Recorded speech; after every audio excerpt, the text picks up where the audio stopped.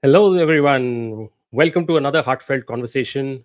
Happy today to have with me a very, very dear friend and an established business and HR leader. Gopal A. Iyer joins me today on this heartfelt conversation. But before I hand over to him, just a little bit about myself. I'm an HR professional with over 2 decades of experience in the space. I've recently launched this heartfelt conversation to try and help all of us in the community, all of us who are listening in, to grow and to build careers for the long term. I try to bring in voices with different perspectives, different experiences that can all help us in our journey to excel. And therefore, I'm extremely thrilled today to have with me none other than Gopal Iyer. Welcome to the stage, Gopal. Thank you, Vikas. It's a pleasure to be here and talking about a subject which is really close to my heart, and look forward to this wonderful show and wishing you all the very best. Thank Um, you so much. and let's, Really looking yeah. forward to this myself as well. And I'm sure there are a lot of people already starting to jump in. Uh, while we start, people, why don't you just let us know where you're coming in from? Write the name of your city, town, country in the comments, and it'll be lovely to see which all corners of the world you decided to drop in from. So Gopal, like I shared, is a very, very established and accomplished individual. He's someone who's worked in the HR world, in the business world, in the consulting world, and he's not only an expert in talent and organizational development, but really an expert in the gig economy. And that's the reason we've decided to set up this conversation around careers in the gig economy. He has about 2 years or 2 decades of experience at top consulting firms like EY and Deloitte, and in these firms as well, he's been very, very focused and chartered towards building out the future of work programs, and many of them have overlapped with the gig economy. Gopal is also currently the chief operating officer at Noble House, where he uses his deep expertise to oversee a marketplace for freelancers and consultants, right? Apart from, of course, business consulting and full-time hiring solutions. Very interestingly, Gopal and I really launched our own podcast around a very similar time frame, and he runs what he calls the Career Shifts podcast. Again, very relevant in these times. We've really bounced off ideas with each other. We feed in on each other's energy, and a lot of what you're seeing today is thanks to his guidance and his input. So, thank you for that, Gopal. That's the beauty of these platforms, isn't it? Where we get to share with one another and just grow collectively. Interestingly, Gopal has also worked with the in IIM Ahmedabad, and he set up their School of Public Policy. So he's knows how to create programs, build programs right from the ground up. And today, as he coaches other senior leaders, he teaches at B schools like the Masters Union. He is able to transfer his energy, his knowledge into the larger ecosystem. So I'm really glad that today he's joining us in this session and supporting us in all our growth objectives. So thank you, Gopal, for joining in. Any starting conversation and comments from you? No, I think you're right. I mean, we are living in extremely interesting times, is what I would say, where on one hand, there is enough and more opportunities, is something as I also shared in my earlier podcast, which I hosted. But the challenge always has been how do we tap into that, and where do we get to know about such opportunities and what kind of opportunities that exist, and which is where I think gig economy plays a huge role in being able to be engaged, and not just be thinking about being employed. And we'll talk a lot about all of that in just a bit. But yeah, really looking forward to share whatever I have kind of gathered over the last 5 years. And I should really take this opportunity to thank my earlier boss at EY, Shrikant, who in fact championed these efforts at EY, and of course Sumer and Sanjay, who lead Noble House, who kind of are in a mission to be able to get more freelancers opportunities. So we are just trying to see how best we can help each other and make this world wherever we are able to engage with people. Awesome, Gopal. I think really nice of you to actually call out and thank those people who've contributed to your journey and who are trying to make a difference in the space. Really commendable. Being an HR professional myself over the years, I have also experienced, the other side of the gig economy. I have tried to and been part of numerous discussions where we've tried to explore these models. and often we reach a roadblock, because these are not very simple matters to solve, right? I mean, if I look back at my own journey, we grew up at, think, almost around the similar time, and whether or not it was the right thing to do, but I think our generation was still somewhere more attuned towards, while we you know took on the public sector in a private sector in a big way, and we got comfortable with it, we still in our minds wanted that stability of a full-time employee and the benefits that are associated with it, and they're hard coded into our brains. Very recently, last 4 5 years, we've started hearing about the gig economy, but again we've heard about it in context of the blue collar workers, when we see the Ubers and the Zomatos of the world all around us, urban clap. But when it comes to white collar workers, there's always been a little bit of a question mark in terms of, how is this model going to work, what's going to happen, and does it really have any long term impact? So the first question I probably want to throw at you is that, what are the common misconceptions about the big gig economy in India, particularly regarding these white collar professionals? So before I answer that question, because I think it's very important for us to go back in time and look at how we evolved into this, right? I mean, it may be pretty much prominent in the last 5 years, as you may see, but the very old seeds of gig economy was sown at probably in the early 90s, or early 2000s, when it came to the Y2K boom, if I can call that. um, what happened was there was excess of roles that were advertised, people joined, and suddenly the Y2K bomb busted, and people were like out of roles, and suddenly there was this new ways of working that emerged, which probably also was known as body shopping. While that continued, we saw a lot of work shifting to India. Outsourcing became the new norm. Um, there was again 2008 crisis that happened, Yeah, and it led to again similar situation of where people were either asked to leave or wanted to do something else. And uh, if we really go back in time and look at how gig economy has emerged, it has emerged at every single point of time when there has been a downturn or a recession, either a planned one at that, or even an unplanned one, even like COVID for that matter, right? mm, How have they been evolving? So if you really look at uh, everyone, like each one of us has someone or the other in our family who has been an LIC consultant, an LIC agent. correct. What are they? They are nothing but freelance consultants for LIC. The entire insurance industry at one point of time were operated by people who were agents, right?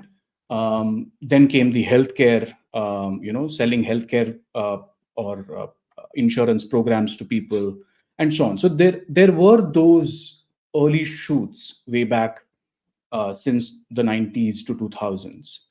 What has happened in the last 5 to 10 years has been the ability of aggregating through platforms. So with the likes of the Upworks, the Fivers, where they created the platform to with an intent to bring people of similar skills together to be able to make bridge the gap between the opportunity and the person who has the skill, and that has kind of worked very well.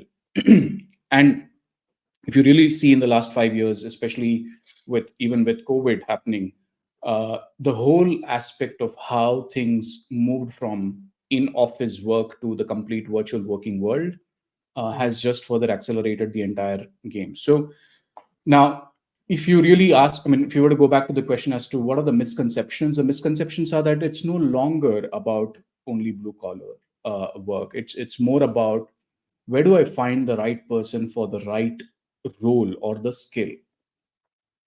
We may have started with probably looking at low skill roles, wherein I'm sure a lot of organizations, even today, you work with agencies to take care of their marketing, branding, communications. A lot of organizations today work with trainers, facilitators, coaches to be able to do that. A lot of people have started working with payroll service providers. So while there was that business to business connection, platforms like ours for that matter, and or for many other platforms also specialize in those kind of skills that are available within their platforms, so that there's an ecosystem of individuals that is getting formed through the platforms, which probably did Got it. not exist in the past. So today even a high skilled consultant is being able to, I mean, you can tap him or her through the platforms like GLG for that matter, who probably can come up with a really great advice for how to move rules, or a point of view or a perspective on manufacturing, etc. So all that is possible. So the misconception is that it's only for, low skilled roles. It's not for white collar jobs. The answer to that is no. I mean, we have all graduated to the level that exists, and we just need to find out where all we can tap into the platforms and the gig workers through that. Awesome. Thanks for setting the context and helping us get some clarity. I think your example of the LIC agent being connected to each one of us struck home, because I think it'll be rare for, like you said, any Indian family not to have someone in the extended And family yeah, who's true. done that. And when I was in B school, I did hear that LIC one of the top employers in the country. So obviously, a lot of people chose that path to employment. And I Sure, wonder today, I don't have the latest numbers, but whether it still continues to be that much of a draw as far as sure, building one's career goes. But thanks for bringing that out beautifully. sure, Another sure. observation which I've had over the years, Gopal, is that somehow when it comes to white collar workers, the initial, I think, preference, or the areas where companies tend to kind of onboard or utilize their services, is in areas like L&D or digital marketing. Is that true? Is that changing?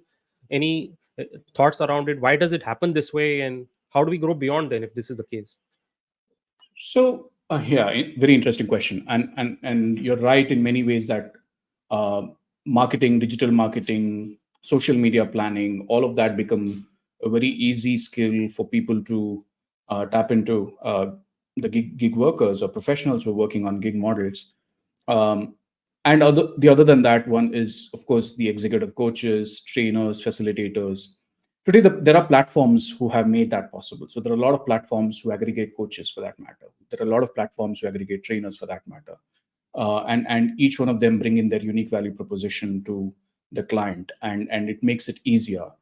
Um, why has it been that way? It's because one part of the problem is solved for an organization, which is I don't need to go to many people to find resources, or I don't need to, you know, look at this as, I have to publish a role somewhere, talk about it, and then hire people, interview people, and all of that. All of those screening, sourcing, etc., gets done by platform players, and then kind of we are able to bridge that gap.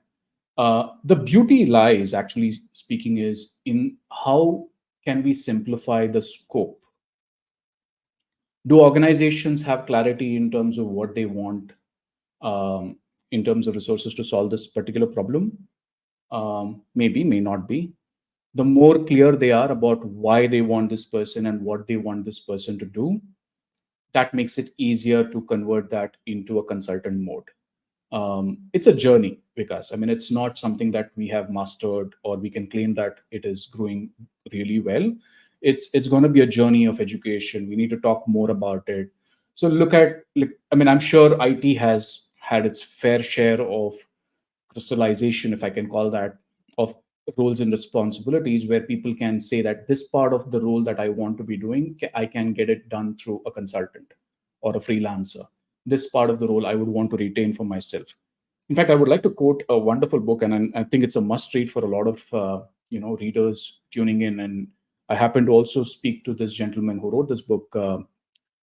It's called The Agile Shift, and written by Jonathan Younger.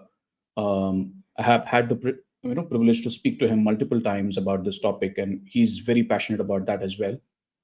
In that book, he's clearly brought broken down the ways of how a role should be looked at. So, are there roles that I would want to, sorry, the agile talent, not the agile shift. I'm sorry about that.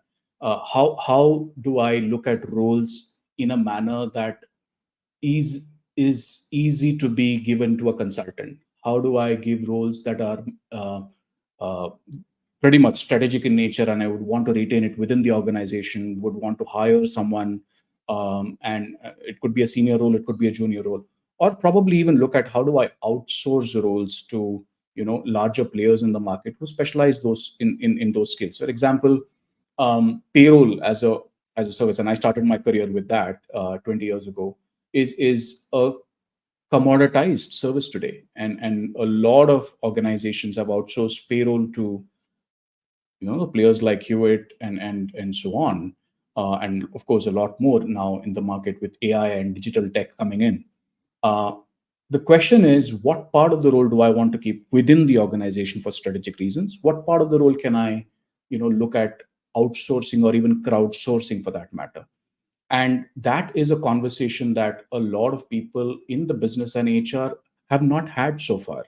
And we need to have those conversations a lot more in detail to see, if I have a job description that tells me this person is responsible to do 10 things, in those job description, are there three things that I can give it off to someone else? Can someone else who has better skills and sits outside in the overall ecosystem come and do the same thing for a better price point, better pace, and so on? So if you really start looking at job descriptions, what is supposed to be done in that function, in those granular level of details, maybe we will be able to adopt the gig economy much faster. And probably that's why a conversation like this is very important. Because you're on mute. Sorry, thanks for sharing that. And when you're talking of gig economy, I think you brought it out very beautifully, that I think companies really need to start from scratch and looking at the work requirement, the job role, the job description, and so on. So, thanks for bringing it up. I just want to remind our guests, that we'll be taking live questions as well. So please put those in the comment box, and they'll flow into us. Apart from that, we also have another lucky draw today, which is a copy of my book, HR in My Heart. One of you can win it. All you need to do is write this hashtag in the comments, either on YouTube or LinkedIn, wherever you're watching us. And it's hashtag Gopal for gigs. I want to share that in last week's Heartfelt Conversation, we had Anil Thombre who won the book, and it's already about to reach him either today or tomorrow latest. So do not forget, put in those comments in the comment box, and we'll happily look forward to gifting you a book or take your comment questions here online. So coming back to you, Gopal, thanks for throwing in that insight. What I'd like to explore next is to try and understand, what are the challenges or the core issues that organizations face when they have to integrate gig workers into their business models. Very interesting. And it's one of the reasons why adoption has been not that great.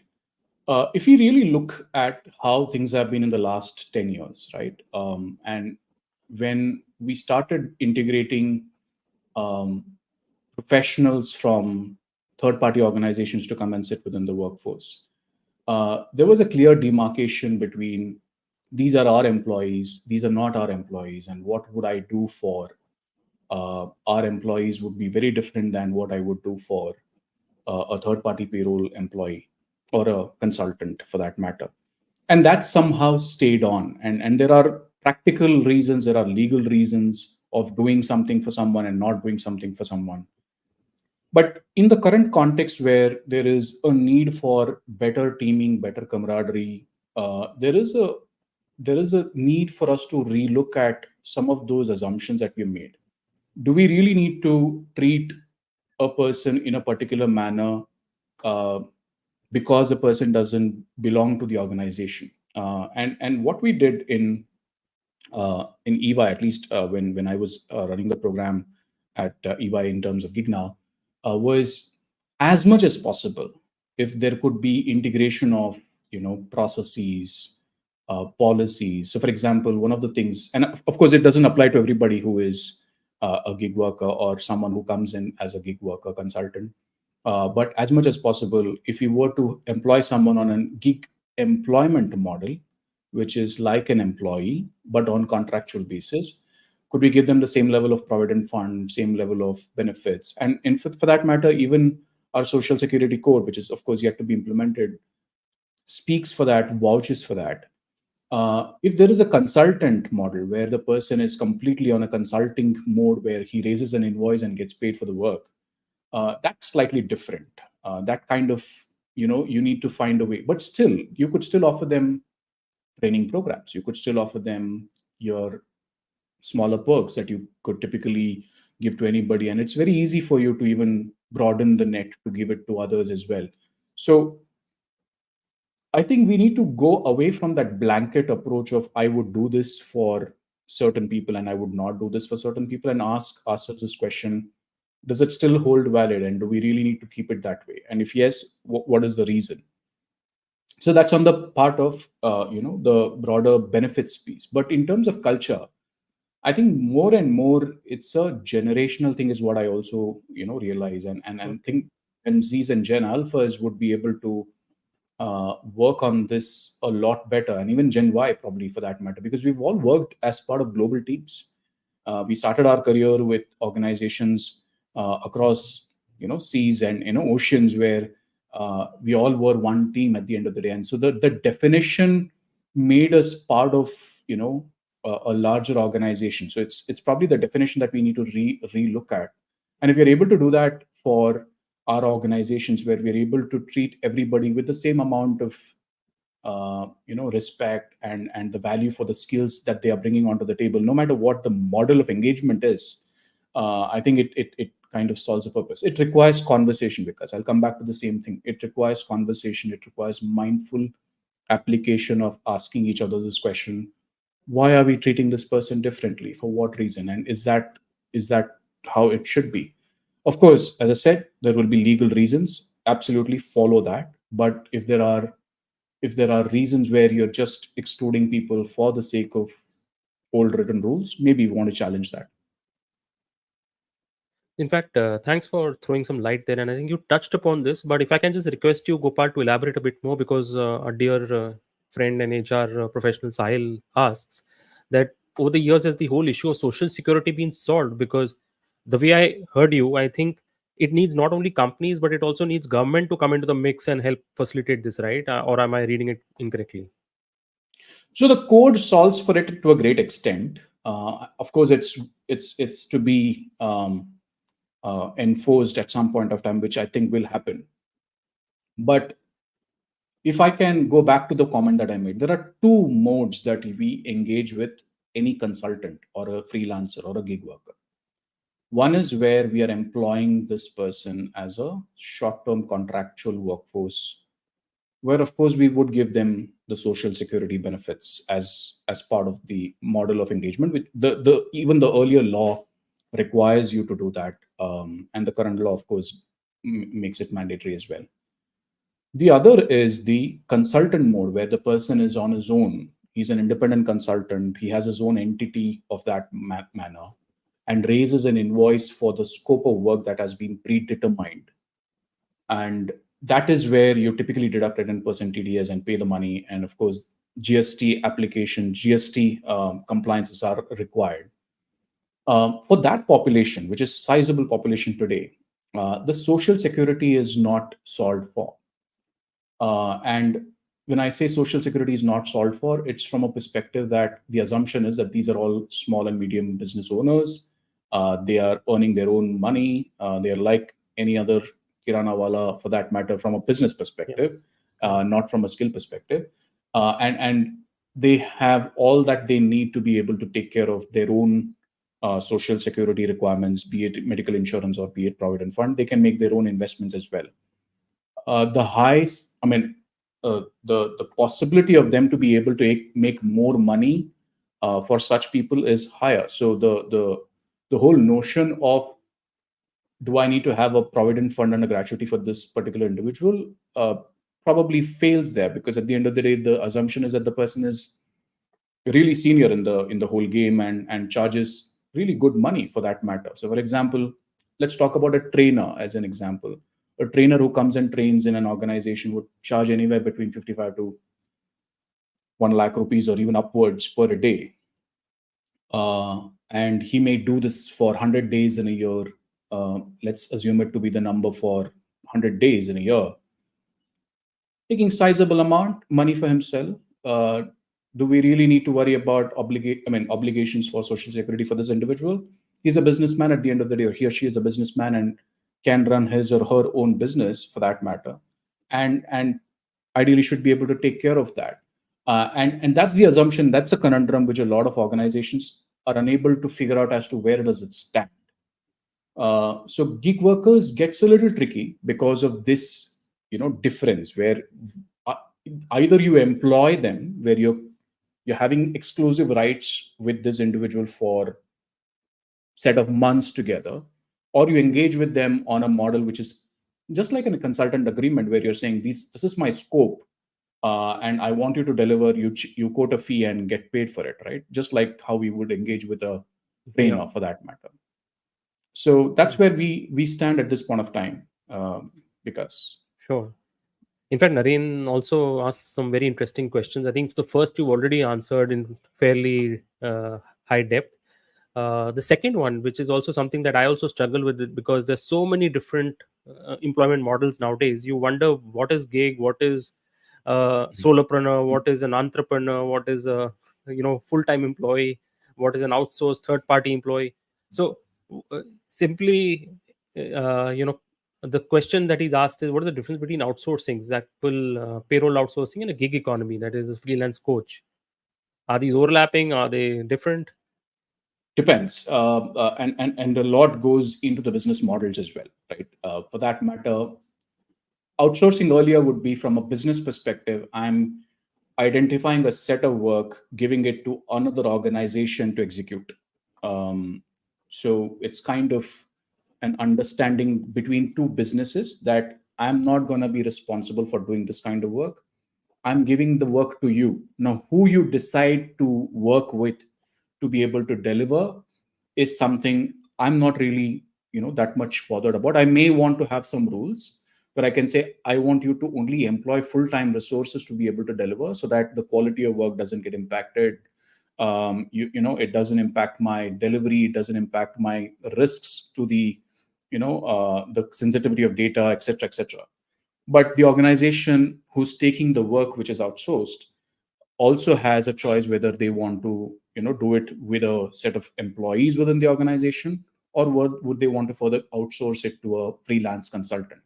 A lot of times it is a decision that is taken based on the skill availability in the market. If there are more people available as freelancers to do this kind of work and it doesn't make sense for me to employ people throughout the month for it, I would rather further outsource it to a freelancer. Freelancing, on the other hand, from an individual's perspective, I choose when I want to work, what I want to work, who do I want to work for, how much I want to charge for that work. And the rules are defined by me as a consultant and a freelancer. Right. Now I can also choose to be on a contractual engagement with someone. It could be a retainer model, it could be it could be an employment agreement for that matter, or I could be on a scope based agreement as well, where there is a predefined scope, like you come here, deliver these 2 days of training. I'm just taking training as an example because it's very easy for people to understand Sure. that. So 2 days of training, you will get paid for the 2 days of training at this much price, and that's about it. What you do before that, what you do after that is none of our concern. So that's the freelancer economy model. Now the person can do freelancing with multiple clients, and as long as the conflict doesn't arise, as long as one thing doesn't affect the other, we are okay with that. The biggest challenge lies when people who have been employees, and I'm not talking about people who have now been used to be employees with that safety net cushion of getting paid and all of that, transition to becoming a freelancer and play the new game using old rules. True. Where the challenge is, I don't get salary, I don't get 30 days ka salary every month. There may be days when I don't have work. There may be days when I'm overworked. A client may want to come and, want you to come and do a session or a consulting project over the weekend. So all of that goes for a toss. So it has to, one has to really take the conscious decision of how they want to transition into freelance model as well. So that's something that I do at length as a coach as well, where a lot of people are in this mode right now. But yeah, that's the answer. So I don't know if I answered the question that Naren had. Outsourcing is nothing but a business giving the work to another business, whereas freelancing is a business giving work to individuals, set of individuals, either directly or through aggregators like us, for that matter. Sure. And while you were sharing that, Gopal, it just struck me that in some sense, I think you were pointing towards this, that uh, when you consciously decide to become, let's say, a gig worker, are you in some sense mentally attuning yourself to think and operate like an entrepreneur more than an employee? Is that what should be your starting point? One requires to have an entrepreneurial mindset, understanding of what it takes to be a freelancer or a gig worker. And it comes only through, it requires a lot of planning. It requires a lot of, shift internally in the thoughts to be able to be okay with that, right? As I said, what if I don't get salary for a month, Hmm. for a couple of months, what few months in a year, right? One of the biggest struggles that I've seen mostly people go through when they're making this transition is they don't know how to market themselves. And in the world of freelancing and consulting, it is all about your brand. You're no longer working for a brand, remember that. You're working for others. You could work for multiple brands, but what gets you your first gig, second gig, third gig, fourth gig is how well do you do the first work. And even for the first work that you get, you need to be established and people should know you for who you are and what you do. And this is where I think the whole conversation about LinkedIn, which you and I keep having, Vikas, is, what is the requirement of people to be on LinkedIn? And a lot of people typically would make this statement as, yeah, I am there on LinkedIn. Hmm. But what do you do? Yeah, I keep looking at, I liked your post, but I didn't see, any engagement with that. Uh, so how do you then emphasize to such people on, how do you announce it to the world that you are looking for this kind of work now? um, the second mistake that such people would make is that they would use old format of CV of what they have done instead of what they can do, right? And that's a big shift that one needs to bring in, because yeah, while the world respects you for who you are, what you have done so far, your highlights of accomplishments, for all you know, the work that is going to come your way doesn't require the whole 20-30 years of experience. It requires probably what you did in the last 5 years, or probably not, doesn't even require that. It's purely a combination of what you have done in the 30 years, Yeah. in your ability to deliver it into a capsule sized session, for that matter, or a consulting project, for that matter, or an advisory board membership project, for Yeah. that matter. And in that, a one page of profile, or a small 2-3 pager detailed outline of what you can do is something that one needs to focus on. And I think that's one other challenge that a lot of people who are transitioning into this kind of model uh, struggle with. And the third, of course, is very important one, and we don't really teach that, and which is why I think we have wonderful people like Sharan who help us now with that, is personal finances, right? We don't Yeah. really plan for an eventuality that I will not be employed, which means that if I used to get 50-60 lakh rupees a year, or whatever that number is, what if I don't get that for a year? Do I have the ability to be without money for a year, or do I have the confidence that I can make more than that in a year? I think that's a conundrum that typically people face. And I think these are all extremely challenging conversations that one needs to have within, internally, with the family, to be able to get answers to that. Super. Thanks for throwing light on that. I think that's something we will also get into a little later again, because that's an Sure, area I think the community will benefit from. Meanwhile, sure. I just want to remind our listeners that we have this contest going on. The ones with as of now, I think three entries, which means they are going to be very easily winning this. One of them is going to be easily winning this book, HR in My Heart, which is my book. So why don't you give them some competition and throw in that hashtag in the comments, hashtag Gopal for gigs. Here's a subject matter expert on this subject, and let's take entire benefit of the 1 hour that we have with him. Coming back to our questions and our discussions, Gopal, I think there are a number of questions which are related, so I'm going to just pull them up quickly, and they are to do with the business environment in India and the acceptability of gig workers and the scale it's reached and so on. So Colonel Zal Tantra, again a very accomplished individual and a good friend, he asks, are employers hesitant to employ gig workers in white collar roles? As certain HR professionals are for on roll employees only, and also regarding the age of the person involved. Is that a matter or a point that comes under discussion often in your conversation? Is there an age bias? Not not so much for, to be very honest, age bias exists for today. I mean, if I can say, for full-time roles, but not so much for consultants, because for consultant roles and opportunities, what is most important is whether you are able to pull off a project like this, and with the background, the pedigree, the experience that the person carries, it always is, it's always a good thing to have more number of years of experience. So age is not a concern there. What are the concerns in such case? And Colonel Zal is a very good friend of mine. I met him a couple of years ago when he was in Bangalore, and very soon gonna meet him as well when he comes Lovely. back. But the biggest aspect that we really need to focus on is, again, going back to my point of how do we position ourselves, right? What are we known for? How do we convert that into, does this work for the opportunity that the organization has for me?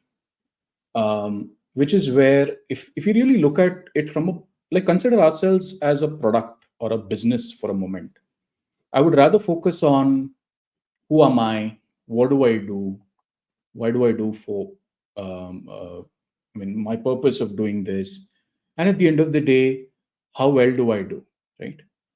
The initial challenge that people face would be to agree on a particular price point, right? The first challenge, of course, is still being able to find the opportunity.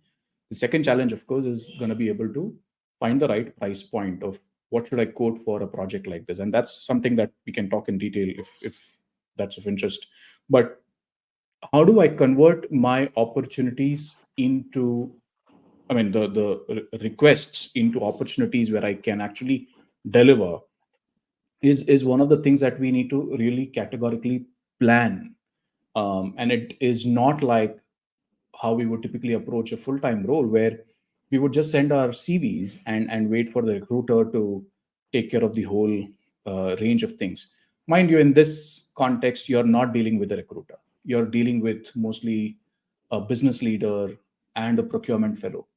And the procurement people would are also not as equipped to handle matters like these, because they don't have a benchmark in terms of what should I ideally, what should ideally be a number. So what should negotiation look like? And probably there are very lesser number of precedents for that matter.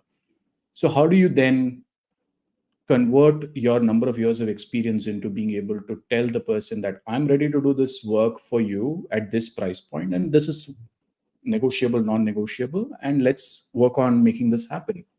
uh, it's slightly different approach to the whole game than, sending our CV and waiting for the recruiter to take care of it and get an employment contract for that matter. Super. Thank you so much for that. I hope that answers your question, Colonel. And on similar lines, Vivek Datta has asked for some information, clarity on the size of the global or the gig economy today and India's share in that. Would you have some data points or Uh, some? a lot of data points are dated as of 2020 and 2023. So there hasn't been new research that has been done, or maybe it's under works and it will soon be published. But Niti Aayog did some work around this a couple of years ago, and they have published the data. But of the conversations that we have had with organizations, the intent is for us to go to at least 5% over the next few years. 5% of workforce would be gig workers. Anything more than that is the best thing. But my point on that is slightly more broader in nature, because what I'm also thinking about is in the next 5 to 7 years, Gen Alpha is going to start hitting the workforce. Gen Alpha comes with a very different expectation and different value system. Now, whether you call it good or bad, that's a debatable topic for another day. But Gen Z and Gen Alpha are going to rule and dictate a lot of terms, which will probably require organizations to rethink on some of the role descriptions, role longevity, career positioning, etc. Because I mean, already we are seeing, and you have been in this business long enough, because you would know this, that a lot of organizations who hire heavily on from these campuses struggle with being able to retain them for beyond probably 18 months, right? Yeah. And why is that? They would want higher growth, more money, more salary, or better opportunities. Or the first thing that they would probably say is the work that I was trained for versus what I'm doing is very different, and I would want better opportunities. Or they may go for upskilling, higher education, etc. Mm. So they are deciding a lot of things for what organization is going to do. And by virtue of that, my gut says that we will probably see a larger adoption in the next 5 to 7 years, Okay. because there will be people who would demand for it. May not be exactly the way it is right now. It may look very different probably, but there will be a lot of demand for flexibility. There's going to be a lot of demand for lower number of work hours in a day, so that I can pursue my passion as well, etc., Sure. which will require us to rethink HR policies overall, and whether and even procurement policies for that matter. I was interestingly doing a session for one of the organizations on Industry 5.0, and what if robots and are going to be part of your workforce? So not only employees, gig workers, but now also robots. Mm. True. And how would that combination look like? So what would a role of a recruiter or a procurement professional look like in the next few months or next few years? It's going to be an interesting one to explore. Superb. I think already giving me thoughts for a future session with you. Then in that case. But Sure, thanks more than for happy. taking Vivek's question. I'm sure he'll have greater clarity on that. And while we have a number of more questions from the audience that I'm dying to ask you, I think there's one question which I do want you to address. This is something that I did talk about or share in my post as a lead up to this conversation. And a lot of my community, a lot of the connections that I have are in a similar you can say age bracket. They are all from a similar background of having worked in large corporates for a number of decades. And now over the years we've also realized, Gopal, and being very real about it, the fact that moment you're beyond 40, 45, there is a slight risk you carry in terms of career longevity in corporates, because uh, the pyramid gets very narrow at the top. Your costs are just already inflated to a level where every appraisal cycle you could be landing into a questionable situation. And Yeah, we've also seen over the last couple of years, as the situation economically has tightened, that a number of such individuals have also been relieved and been had to move out of their organizations. Now, for someone like that, who's worked for decades in a structured corporate full-time employee kind of role with the attendant perks and benefits, changing your mindset into becoming a gig worker poses a challenge at multiple levels.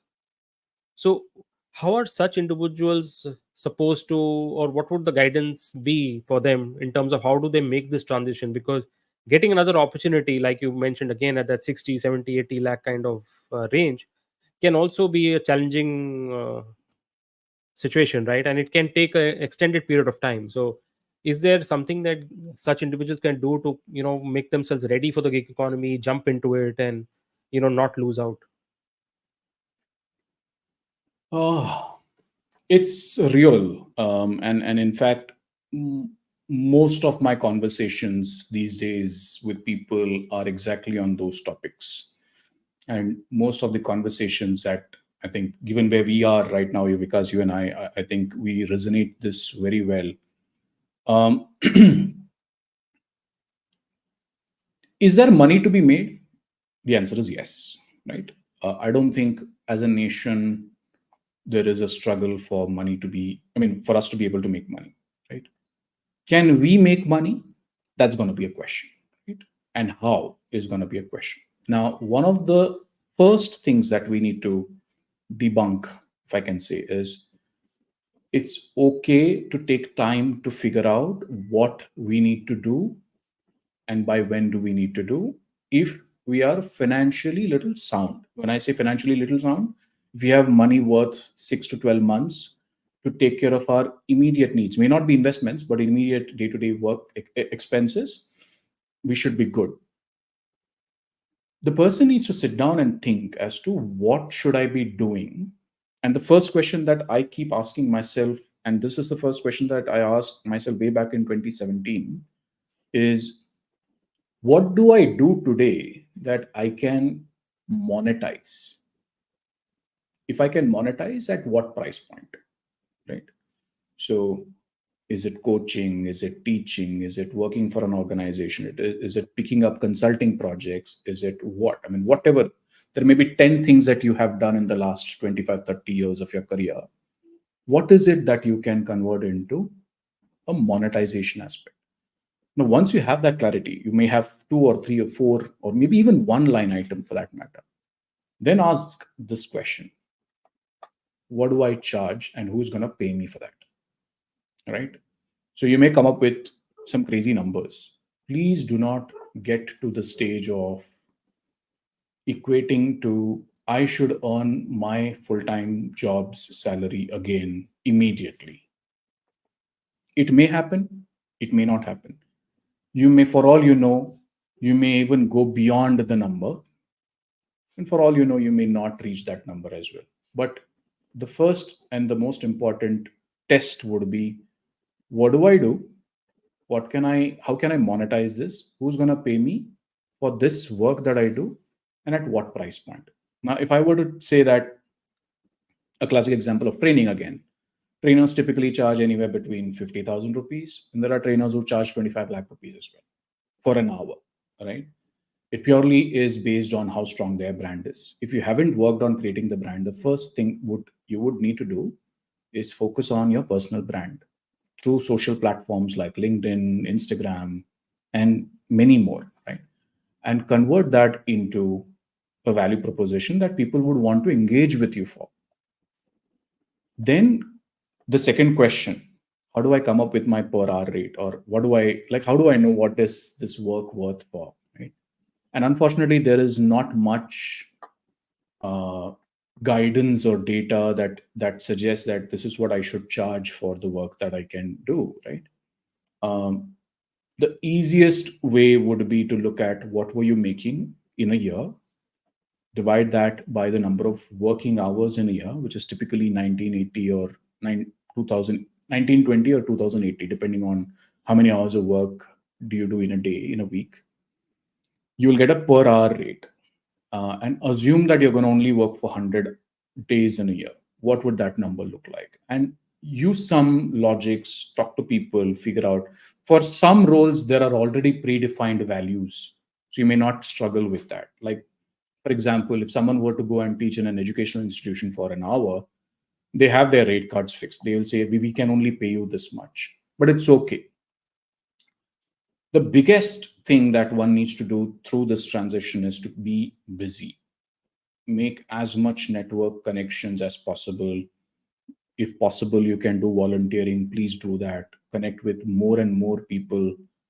Maybe even look at taking up a micro learning course so that you get access to bigger and a very different and a diverse pool of people where you can ideate. I know a lot of people who have done this, taken break, gone out, do a 1 year program, come back, started their own business. Of course, boils down to whether you have the financial ability to do it or not. But there is no hard and fast guidance that is available for everybody, for every individual, depending on where they are, what stage of life they are in, what are the circumstances that they are in.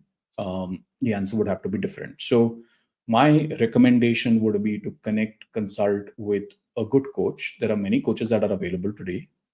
Speak to them, especially career transitions coaches. They can give a lot of value by having a couple of conversations with them, a lot of clarity in how do you go about doing this. Thank you for that. I think very, very helpful, and I think very, very crystally shared. I'm sure someone can develop this, and probably I would assume you'd be okay with people reaching out to you as well in case they need some guidance. So, Yeah, sure, on your sure. behalf, I am already declaring that. Thanks so much for that. Sure, no So, problem. Gopal, I also understand now, in fact, that now you have your platform, Noble Gigs, uh, Noble House. So, Noble, how does that Noble House. kind of, and what role do platforms like Noble House play in facilitating this gig economy for white collar professionals? So we are a platform. We have about 24,000 people on the platform. What we do is being able to connect professionals with organizations needing a kind of work that they may need, right? So it could be a financial transformation, digital transformation, HR outsourcing. Uh, so we typically reach out to businesses and ask them what are their challenges, and they probably come up with one or two or more, and we look at what kind of consultants can solve this problem and reach out to the consultants that are part of the platform or even otherwise to be able to get the right team in place to solve for it. Like us, there are many more platforms that are available, and all one needs to do is to Google and figure out which are those. But most importantly, platforms can play a role only as long as you're able to get a stronger value proposition already in place. So again, going back to value proposition, personal branding, how do you sell what you want to be going to, I mean, what you're going to do versus what you have done so far in your life, and all of that. And that's a journey. So if people are already ready with those, I think it makes it very easy for us to engage with them and find relevant positions or roles for them. So you're saying there is really now an opportunity available for potential gig workers to actually take the help of platforms like Noble House to open doors for them, Yeah, rather than having to, just like an entrepreneur would have to do, is send out individual sales pitches. Today, you have someone who can help you do that. So awesome, good to know about absolutely. that. And Do for you also have? organizations, Sorry. sorry, you, Mm. you you are also asked about what is it for organizations. For organizations, the way it helps is, instead of reaching out to 10 different consultants for various kind of work, you could work with a platform like us to be able to get you the right kind of profiles, to be able to engage with them. So if you were to, let's say, work with 10 consultants through us, at the end of the day, it makes it easier for you to, from a procurement and a billing and all of that perspective, you just True. have to ignore all the relevant paperwork that you need to put in place for 10 or 100 consultants that you may want to engage with. We do that all for you, right? So it makes it easier because technology allows us to do that with ease. Awesome. And in fact, while we don't have the name here, but I think this is a question that someone from LinkedIn has posed. And I think my reading of this is that a platform like yours would obviously help in de-risking the individual from this issue as well, right? Is that correct? Yeah, yeah. Absolutely. I mean that's another plus of working through a platform, because then you're getting into a proper legal agreement between yourself and the platform, and platform already has a legal agreement between them and the organization. So we are governed by the legal ecosystem to ensure that you get paid on time. Now, the payment terms is a very debatable topic again. Some Yeah. organization insists it could be 90 days. Some say even 6 months. And again, it's a journey of education. Like, we need to also continue to educate our organizations that people are different than products. So for a product, you can have a 6 month, payment term, but for people, you need to think about them as, at least 15 to 30 days of payment cycle to ensure that they get paid at the end of the work, so that there is no issue. So Super. Thanks for that. In fact, at this stage, we're just about 5 minutes away from our extended yes, deadline. This conversation has gone on long. Typically, we try and target about 45 minutes, but just seeing the yeah, number of questions which are coming in, I said, let's just continue going with the flow.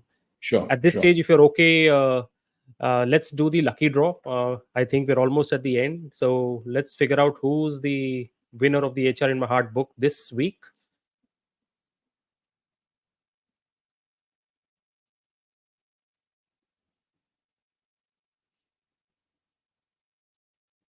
Oh, that's Vipul Vipul. Kumar there. So, congratulations, Vipul. I'll be in touch with you to take your address and have that book sent across to you. Congratulations and thank you for participating in our contest today. And I hope you're enjoying the conversation.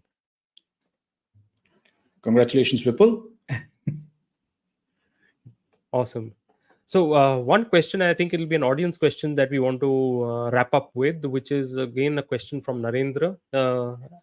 Also, interestingly, he wants to know how do you increase the bargaining power for gig workers and how do you give them a voice? Uh, Maybe provide a Hmm. grievance redressal mechanism also that can be factored in.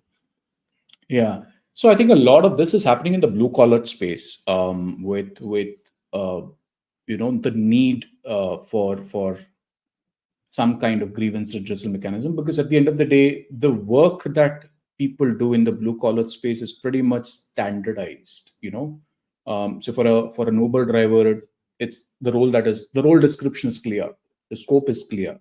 So if there is anything more or less that is done, payment terms are not adhered to, insurance is not adhered to, working conditions are not taken care of, then there is a way that we can contest, and unions, if I mean, of course there is no union concept, but they can play a role in some kind of influencing. When it comes to the professional services or white collar roles, it becomes extremely difficult because at this point of time we don't have standardization of role descriptions, or what roles will I go to a platform like Noble House or a gig economy or a freelancer. And it's still in a manner which is uh, done in a very, I don't know how to say. I mean, organizations have the choice to engage with people who they find is the right fit, because when the person is at the right place, right time, quoting the right fee, doing the right things. Now, if a person is expected to be working out of Delhi and the consultant who has pitched for the works is sitting in Bangalore, no matter what the person does, the match is not going to happen. Is that an unfair practice? Probably not. But can we do something about it? So it's a little tricky at this stage, but more and more as we adopt to standardization of approaches, maybe in the future there may be few roles which will be uh, said that this is how the world of gig will operate for these roles, and maybe something will work. But I don't see that happening in the near future. It's purely going to be more of how things continue.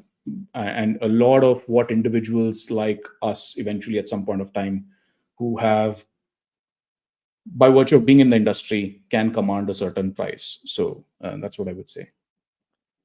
Super, Gopal. I think that's a fabulous note to end this on. Command a price. I think all of us would love to do that. And that's the message for everyone listening in today. I want to end with showcasing this comment from Vivek. He clearly agrees with what I've been saying all along, that your command of this subject is indeed remarkable. So I think our audience is much better off today thanks to your sharing. And the questions which are still flowing in, I can only request them to reach out, connect with you, follow you, and Sure, they'll continue sure. getting these words of wisdom and guidance from you. So once again, thank you from me. And dear audience, thanks to you as well for joining us today. Next week, same time, I'll have another guest on this show and we'll delve into something very different, but again, focus towards helping you grow in your career and in your professional life. So look forward to that. Thank you, Gopal. Any parting words? No, it was. I mean, thank you so much, Vikas, for bringing me on for a conversation like this. It's need of the hour.